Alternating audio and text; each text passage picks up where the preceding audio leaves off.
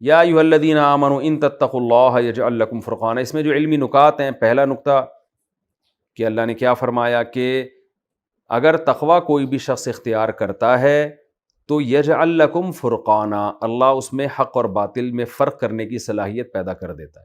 اگر آپ چاہتے ہیں کہ زندگی میں آپ کو وقتاً فوقتاً گائیڈنس ملتی رہے تو ٹھیک ہے، مختلف لوگوں سے بھی گائیڈنس لینی چاہیے، لیکن آپ میں یہ صلاحیت پیدا ہو جائے کہ آپ خود لوگوں کو گائیڈ کرنا شروع کر دیں. تو اس کے لیے آپ اپنے اندر تقویٰ پیدا کریں. تقویٰ کا مطلب کیا ہے؟ صغیرہ اور کبیرہ گناہوں سے بچنا شروع کر دیں.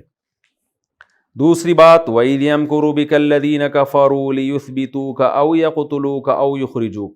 کافر کیسی تدبیریں کر رہے تھے ہمارے نبی صلی اللہ علیہ وسلم کے خلاف کہ قید کریں، قتل کر دیں یا جلا وطن کر دیں.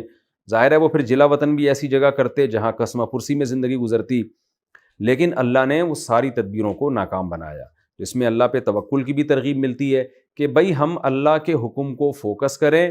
ناکامی کے نقشوں میں اللہ تعالیٰ انشاءاللہ ہمارے لیے کامیابی پیدا کرے گا. ہمیں مایوس نہیں ہونا چاہیے کیونکہ اللہ کی تدبیر سب سے بہتر تدبیر ہے. اچھا تیسری بات یہاں یہ بھی پتہ چلتی ہے کہ دیکھیں اللہ کی تدبیر اگرچہ سب سے بہتر ہے، لیکن ہم نے اللہ پہ چھوڑنا نہیں ہے. توکل کا یہ مطلب نہیں ہے کہ خود ہاتھ پہ ہاتھ رکھ کے بیٹھ جائیں اور بس اللہ پہ چھوڑ دیں. جو ہماری سمجھ میں آتا ہے وہ بہرحال ہم نے کرنا ہے، پھر اللہ ناکامی کے نقشوں میں کامیابی پیدا کرے گا. خوب سمجھ لیں، کیونکہ نبی صلی اللہ علیہ وسلم نے جو آپ اپنی کامیابی کے لیے اس وقت اسباب اختیار کر سکتے تھے وہ نبی نے کیے ہیں، اور پھر اللہ کی مدد بھی آتی رہی ہے. ہمارے ہاں گڑبڑ یہ ہوتی ہے کہ ہم اللہ پہ توکل میں کیا کرتے ہیں کہ ہم اسباب چھوڑ دیتے ہیں، ہم کہتے ہیں بھئی اللہ کرے گا بس. یہ بہت غلط کانسیپٹ ہے، بہت غلط نظریہ ہے. چوتھی بات کیا پتہ چلتی ہے کہ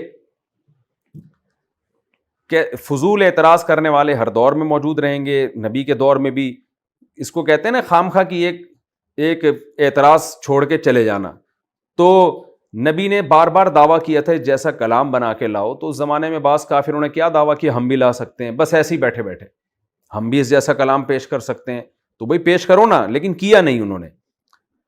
تو یہ ضد اور ہٹ دھرمی کی انتہا ہے. آج بھی آپ کو معاشرے میں باطل کے حق کے خلاف ایسے لوگ ملیں گے جن کا مقصد اپنا اور آپ کا ٹائم ویسٹ کرنا ہے.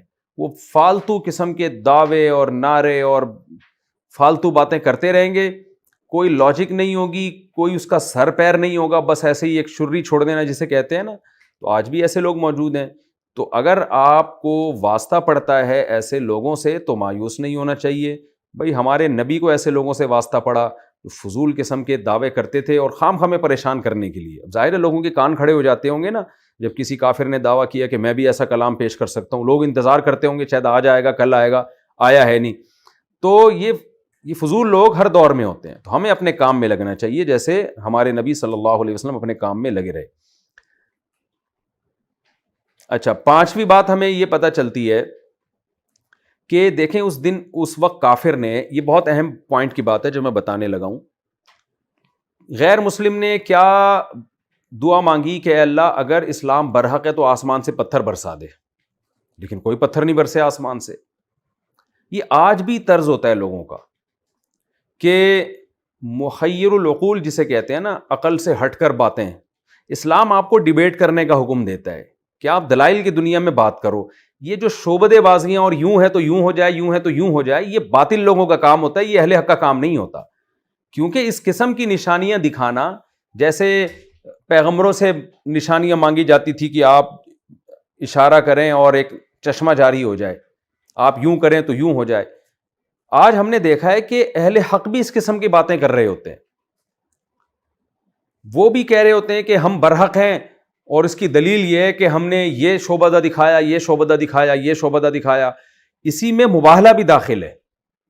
آپ نے دیکھا ہوگا مباہلہ کا مطلب ایک تو ہوتا ہے مناظرہ، دلائل سے کسی سے بحث کرنا، ایک ہوتا ہے مباہلہ. مباہلہ کا مطلب یہ ہوتا ہے کہ آپ باطل سے یہ کہیں کہ آؤ ہم اور تم ایک میدان میں اکٹھے ہوتے ہیں اور ہم اللہ سے دعا مانگتے ہیں کہ ہم میں جو برحق ہے وہ باقی رہے، جو باطل ہے اس پر عذاب آ جائے. یہ ہوتے رہے ہیں مسلمانوں کے قادیانیوں سے ہوتے رہے ہیں، عیسائیوں سے ہوتے رہے ہیں، یہ اہل باطل سے ہوتے ہیں مناظرے، مباہلے. اور اس کی دلیل قرآن مجید کی آیت پیش کی جاتی ہے کہ سورہ آل عمران میں اللہ نے نبی کو حکم دیا کہ مباہلہ کریں آپ اہل عیسائیوں سے، اور عیسائی پھر وہ چلے گئے تھے، نہیں آئے مباہلے میں. تو خوب سمجھ لیں یہ مباہلہ اس زمانے میں جائز نہیں ہے، یہ نبی کی خاصیت تھی، کیونکہ اللہ نے بذریعہ وحی نبی کو بتا دیا تھا. جیسے کہ حدیث میں آتا ہے کہ اگر وہ عیسائی مقابلے کے لیے آتے تو وہ تباہ و برباد ہو جاتے. ہم اور آپ کو اللہ نے کوئی وحی کے ذریعے نہیں بتایا کہ کسی کافر سے یا کسی باطل سے تم مباہلہ کرو گے، اگر وہ باطل ہوا تو اس کو اللہ تباہ کر دیں گے. یہ کہیں بھی نہیں ہے، کیونکہ اس سے پھر کیا ہوتا ہے کہ اللہ نے تو ایسا کوئی وعدہ نہیں کیا. جب اس موقع پہ نبی سے وعدہ نہیں کیا تھا جو آیتیں ہم پڑھ رہے ہیں. ایک کافر نے کہا تھا کہ اللہ اگر اسلام برحق ہے تو آسمان سے پتھر برسا دے، اللہ نے نہیں برسائے. اللہ نے کہا کیا مطلب؟ اللہ نے بزبان حال بتا دیا بھی تیری مرضی سے تھوڑی پتھر برسیں گے، تمہیں دلائل جو دیے جا رہے ہیں ان میں غور کرو، ایمان لانا ہے لاؤ، نہیں لانا ہے تو جب اللہ کی مرضی پتھر برسانا ہوگا برسا دے گا. تو یہ تو غیر مسلم کو، جو ہر دھرم قسم کے غیر مسلم ہوتے ہیں جو دلائل کی دنیا میں بات نہیں کرنا چاہتے، وہ اس قسم کے حربے دکھا رہے ہوتے ہیں. آپ نے دیکھا ہوگا بعض لوگ آ کے کہتے ہیں بھائی اگر تم برحق ہو تو آپ ایسا کرو، یہ گلاس جو ہے نا الٹا کر کے دکھا دو یہیں سے بیٹھے بیٹھے. تو یہ چیزیں کسی کے برحق ہونے کے دلائل اور علامتیں نہیں ہوا کرتی. محیر العقول جسے کہا جاتا ہے، ایک دم خوارق عادت کے طور پہ کچھ ہو جانا. تو خاص موقع پر اللہ نے کوئی معجزہ دکھانا ہو تو ایک الگ بات ہے، لیکن نارملی یہ ایک طریقہ نہیں ہوتا. یہ میں اس لیے کہہ رہا ہوں کہ آج بھی بعض دیندار لوگ الجھ جاتے ہیں. ہمارے پاس ایک دوست کا فون آیا کہ دبئی میں ایک ہندو نے مسلمان سے کہا کہ میں اسلام کو برحق مان لوں گا اگر جو ہے نا تم 2 دن کے اندر کوئی شعبدہ تھا کہ یہ شعبدہ دکھا دو، اگر نہیں دکھایا تو اس کا مطلب اسلام برحق نہیں ہے. اب ان صاحب نے مجھے فون کیا کہ یار یہ 2 دن میں کوئی ایسی چمتکار ہو جائے. تو میں نے کہا بھائی یہ اس طرح کچھ نہیں ہوتا، اور اس سے بولو کہ یہ دلائل کی دنیا میں بات کرو. تو وہ کہنے لگے اگر میں اس سے یوں کہہ دوں کہ 2 دن کے اندر تجھے حادثہ ہو گیا تو اس کا مطلب تیرا دین برحق نہیں ہے، اور اگر میری ٹانگ ٹوٹ گئی تو اس کا مطلب اسلام غلط ہے، یا مجھے حادثہ ہو گیا. میں نے کہا یہ جائز نہیں ہے. عین ممکن ہے قدرت نے آپ کے مقدر میں حادثہ لکھا ہو، آپ خام خواہ میں دعویٰ کر دو کہ اگر میرے حادثہ ہو گیا 2 دن میں مجھے کچھ ہو گیا تو اس کا مطلب اسلام برحق نہیں، اور واقعی آپ کو ہو جائے، اللہ نے مقدر میں لکھا ہو آپ کے. تو اللہ نے کب کہا کہ تجھے کچھ نہیں ہوگا؟ تو قیامت تک کے لیے اسٹے لے کر آیا ہوا ہے. تو ایسا نہیں ہو سکتا. تو آج بھی نا لوگ جذبات میں آ کے اس قسم کے فضول باتیں شروع کر دیتے ہیں کہ جو ہے اگر یوں ہو گیا تو یوں ہے، اگر یوں ہو گیا تو اس کی کوئی دلیل نہیں ہے. عین ممکن ہے آپ ہی کو الٹا نقصان ہو جائے اس سے. تو ان باتوں میں نہیں آنا چاہیے. ہاں اگر کسی ولی اللہ کو مضبوط الہام ہو گیا، اللہ کی طرف سے بعض دفعہ دل میں الہام ہو جاتا ہے اتنا مضبوط کہ انسان کو اطمینان ہوتا ہے کہ یہ اللہ کی طرف سے، کہ اللہ بتا دیتے ہیں الہام کے ذریعے کہ تم ایسا کر لو تو میں ایسا کر لوں گا. تو ایسے موقع پہ پھر اس ولی اللہ کے لیے جائز ہے. اس کی بھی تاریخ میں بہت سارے واقعات ملتے ہیں، اس کی ڈیٹیل میں جاؤں گا تو پھر بات بہت لمبی ہو جائے گی، لیکن نارملی یہ شرعاً جائز نہیں ہے اس قسم کی باتیں.